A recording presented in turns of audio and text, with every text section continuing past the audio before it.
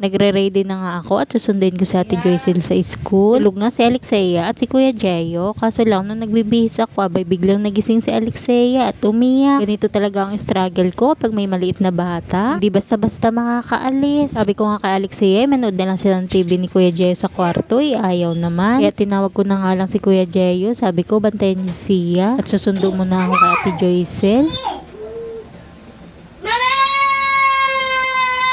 O diba, may pasigaw pa yan. Wala na nga si mama niya at nakaalis na.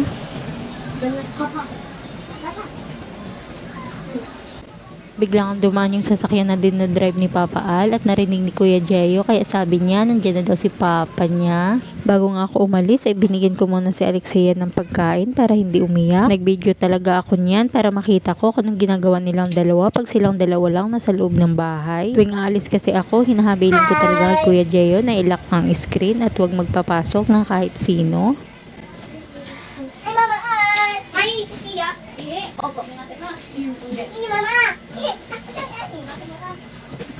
Saglit lang naman kasi talaga ako mawawala dahil malapit lang ang school natin Joycel. Nakakatuwa naman kasi kahit dalawa lang sila dito sa bahay, tahimik lang silang dalawa at hindi nga sila nag-aaway. At ayun nga, dahil naglaba nga ako kaninang umaga, abay magtutupi naman tayo ng ating nilabhan. Kahit tanghali na nga ako natapos maglaba kanina, abay natuyo din agad ang aking nilabhan. Sabi ko nga sana hindi umulan para matuyo nga. Buti na lang talaga at nakisama ang panahon. At ayan nga, tatanggalin ko nga isa-isa sa hanger. Gusto ko kasi pag pinapasok ko sa loob ng bahay, iwala na sa hangin para hindi na makalatignan ang hangin sa loob ng bahay. Dalawang basket nga lang yung nilabhan ko. Halos damit lang ng 3 bata. Buti na lang talaga at may mabait akong kapitbahay at nakakapag-dryer ako sa kanila. Kaya ayan, mabilis na tuyo ang aking nilabhan dahil naka-dryer yan. Nasira kasi yung dryer namin kaya hindi ako nakakapag-dryer dito sa amin at hindi pa nga namin napapaayos. Sabi ko nga kay Papa Ali, paayos na niya at nakakahiya na sa kapitbahay.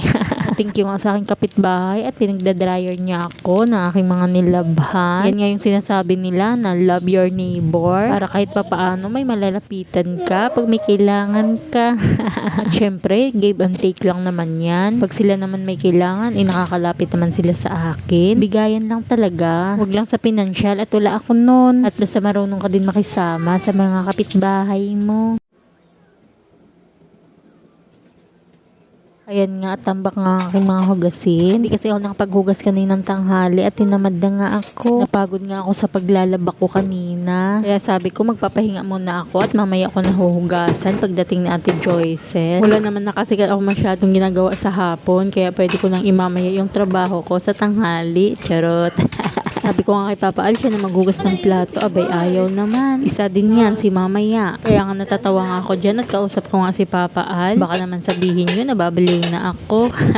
Pag nakakapaghugas naman ako ng plato sa tanghali, wala talaga ako masyadong ginagawa sa hapon. Kaya kadalasan talaga sa hapon ako nagbo-voice over ng mga video ko. Bukod sa pray time ko yon, tahimik ang paligid at tulog ang mga kapitbahay. Kaya samantalahin na natin habang tahimik ang paligid.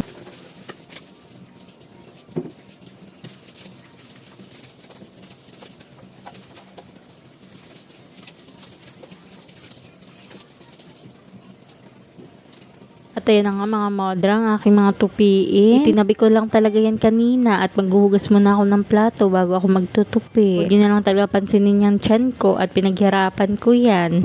Charot. Habang nagtutupi nga ako, nakikipagdaldalan ako kay Papa Al at nag-iisip nga ako kung anong may meriendahin ko at ako'y nagugutom nga. Meron namang umiikot dito, nagbibinta ng mga merienda katulad ng banana Q, turon, mga ganun baga. Kaso lang kung kailan ko inaabangan, labi hindi dumaan. Pag hindi ko naman sila inaabangan, ipanay ang daan. Ayaw ata akong pagbilhan.